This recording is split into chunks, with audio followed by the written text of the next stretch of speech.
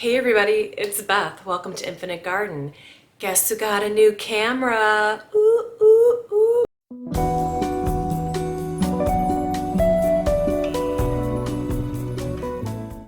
The learning curve is steep, but I'm in possession of a new camera. For my channel, I wanted to upgrade this year, even though I'm on a no buy. That didn't include equipment for my YouTube channel, which is not an area where I like overspend because of boredom. So I knew that in this year I wanted to improve the quality of my videos by upgrading to a better camera. But I also didn't really know what I wanted, so I had to take some time to do some research. I thought of things about like ease of use and quality and all of those details, and I will show a video of a camera that I'm using, but I'm filming on it right now. It's a Sony Z-something other thing. I'll put that like on the line. I didn't memorize the product code in my head, but I just wanted to let you know that one of the things I wanted to do is offer a little bit better quality in my videos, and this new camera is a step toward that. So I'm really excited about it, and I wanted to share that with you. Today I'm going to be playing with pastels. Right now I've got a bare face. Well, that's not true at all. That's like not true at all. I have my base down. I have foundation. I use the McGrath foundation in Light 5. I've got a little bit of bronzer on. Today I revisited the Hoola bronzer. I'm kind of going through my makeup to see what I want to keep and what I want to let go. So I am going through some of my stuff and trying it again. So I've got the Hoola bronzer on. What I want to do today is play with some of the new trends that are happening this year. Right now, if you pay attention to makeup and beauty, pastels are trending, and I know, like, pastels for spring, groundbreaking, but I love it. I actually really do like pastels personally, but I've never been one to wear them, and I think when my hair was darker and my overall complexion appeared much warmer than it does now, I didn't feel as comfortable wearing pastels. But now that I have the silver hair, I'm finding that pastels are actually quite flattering on me, and I wanted to see how the pastel makeup trend would translate onto me with my silver hair. If any of you are out there are maybe seeing this trend coming and thinking it might not be for you, or it might be too youthful, I'm definitely not on board with that. I think we should try all the trends, even if we don't end up liking them. I think it's fun to play. This is just my personal opinion. And if you don't feel like doing it yourself, you can watch me and see what you think. So I don't have a lot of pastels in my collection, but I do have some. Some of these new palettes that are coming out are very beautiful, super Easter eggy, and they kind of got my little makeup heart aflutter, and I wanted to buy them, and I'm on a no buy. So I am not buying anything, and that's fine, because when I went into my collection, which isn't very deep, I don't have like YouTube influencer makeup collection here. I'm a person who probably spends too much on makeup, but I don't have a lot.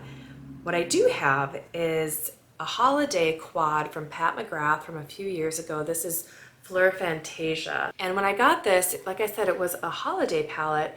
I was a little surprised by it when I tried it, because it is so light. It gave sugar plum fairy vibes, which I really liked, but I don't use very much. But this is a wonderful little pastel quad in my collection. I'm gonna just play around a little bit and let's do some cheeks and lips, and also use this opportunity to answer some questions that have been coming in through the comments. There's a couple that have been really thought-provoking, and I wanted to take some time to respond. So if that sounds good to you, stick with me. I'm gonna just put on some eyeshadow and answer some questions that have come through. Okay, I got a comment on one of my gray hair videos. I think it was my video about my 2-year anniversary of ditching the dye. In that video, I talk about how I feel like once I stopped dyeing my hair, I felt like I was showing up more authentically in the world, and I felt a little bit less like I had less to hide from people.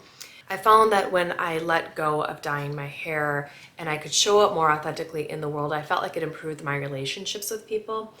And this comment asked, how is dyeing your hair different from makeup? You know, it's here I am talking about how authentically I'm appearing in the world, while I'm also like into makeup, talk about it a lot on my channel, wear it most days? Like, what's the difference? And I think that's such a good question. I really do. And I wasn't ready to answer it right there in the comments in like a little snappy reply. I wanted to like meditate on it for a while. And I have some thoughts. I don't necessarily know if I've gotten to the bottom of it. It's only been a couple of weeks.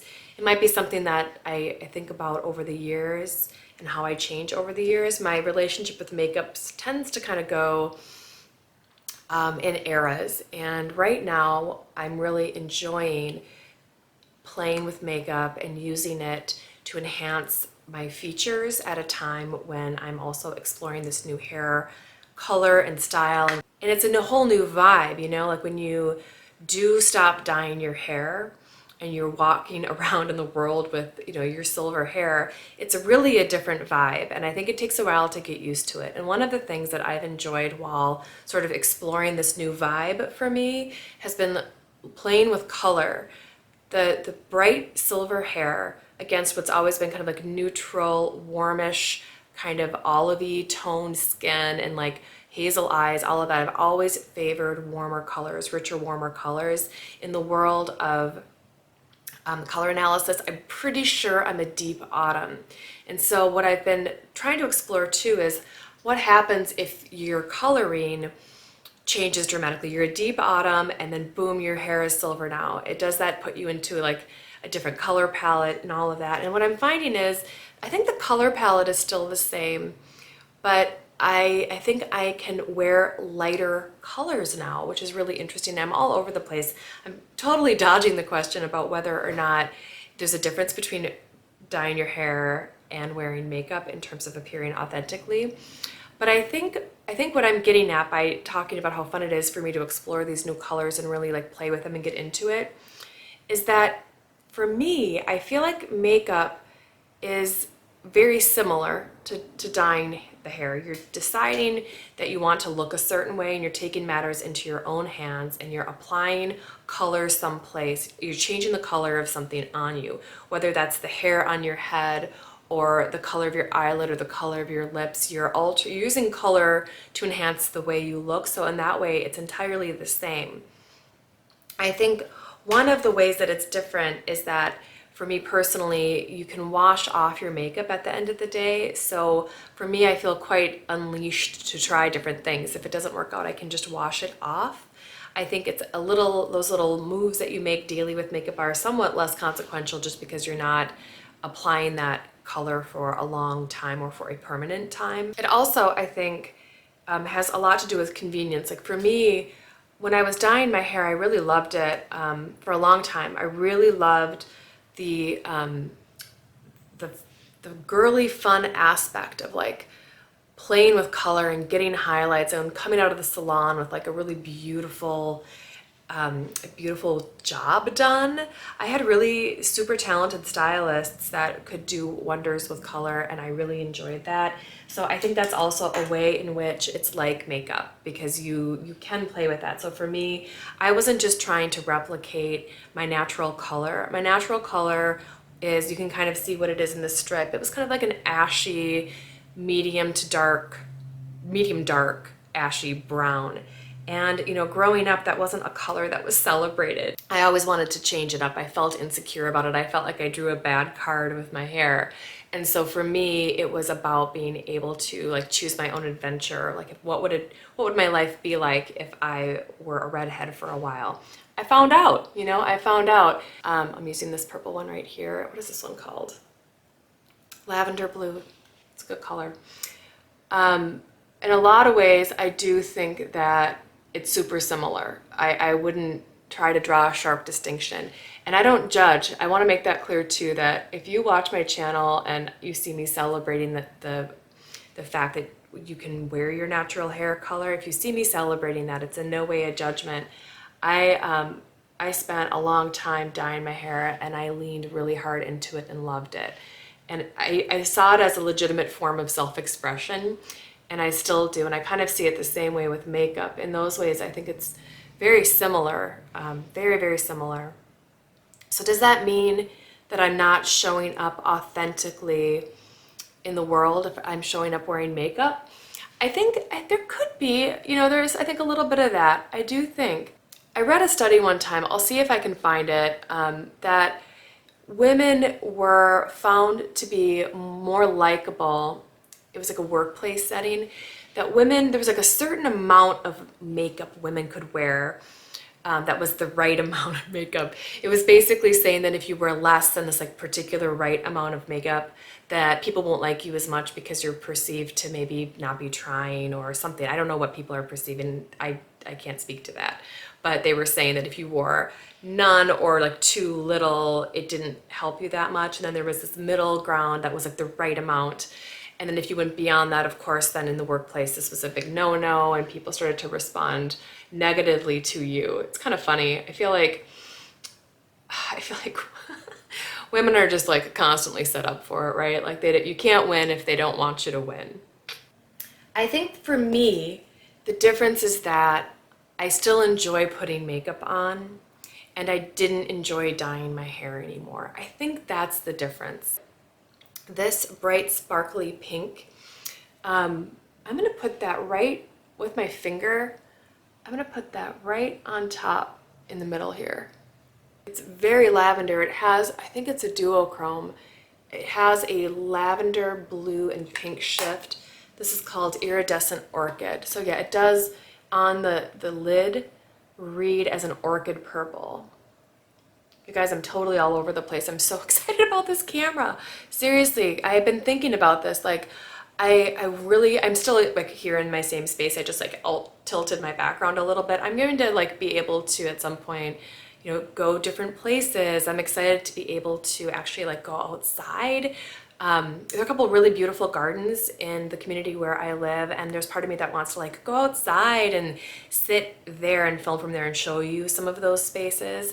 I also, I had drinks the other night, or a glass of wine the other night with one of my friends who very bravely and beautifully opened a clothing boutique just recently. She just opened this boutique and I was like, I'm on a no-buy until the end of July, but I am planning to visit her store. I asked her how she felt about maybe being on my channel, about like me maybe going to her store and talking to her a little bit, maybe like interviewing her about what it's like to start a small business, especially in clothing, and maybe show us some of like what's going on. And I don't know, I was talking to her about that. She was super into it. I wanted to like run that by you guys and see if you'd be interested in that.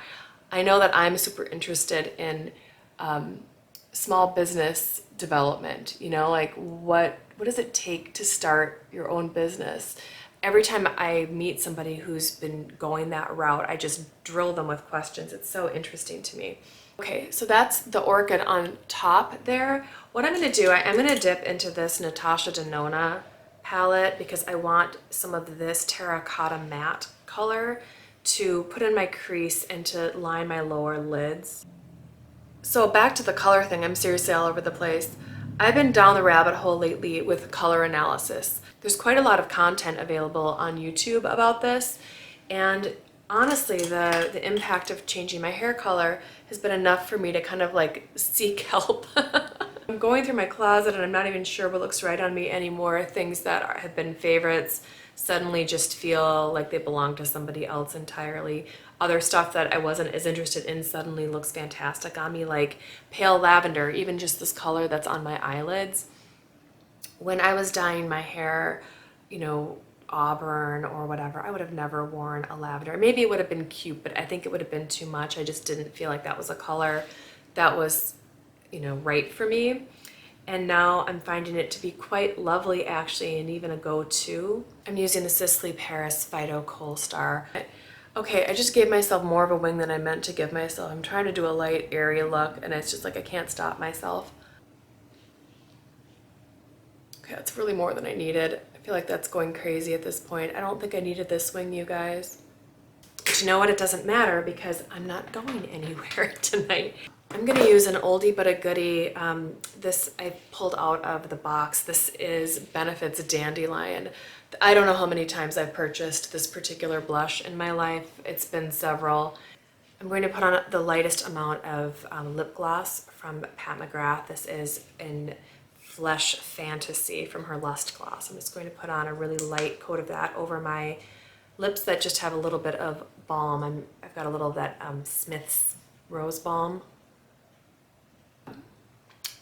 This is a good nude on me. It just adds a nice amount of shine, smooths out some color, and I feel like this color is a nice match for the Natasha Denona shade I put in my crease. I'll show you what I mean.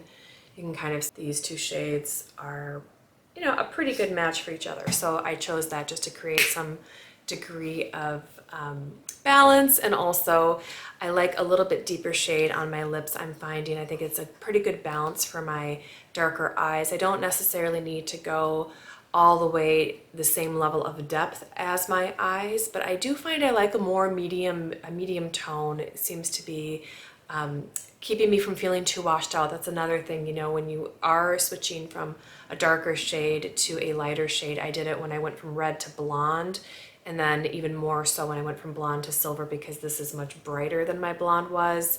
You do need to look out for getting a little washed out, and I feel like it's something that I'm still trying to figure out. It's kind of why I've been on such a deep dive looking at my colors and that type of thing, because I do like, I do find myself more interested in color than I've been in a really long time, and I'm excited to explore it.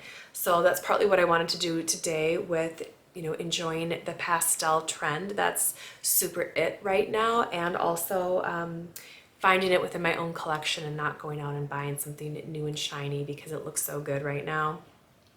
Natasha Denona, the pastel palette, really did have me salivating, but I think I'm good. The amount of times I reach for pastel, I think, is relatively light so far. We'll see how it goes, but I don't know. Let me know if you guys think that's something you might want to see me play with in the future, because I do think it's interesting to see how these types of shades do look with a gray and silver hair tone, because I don't think we see enough of that out there. So do let me know if that's something that you want to see.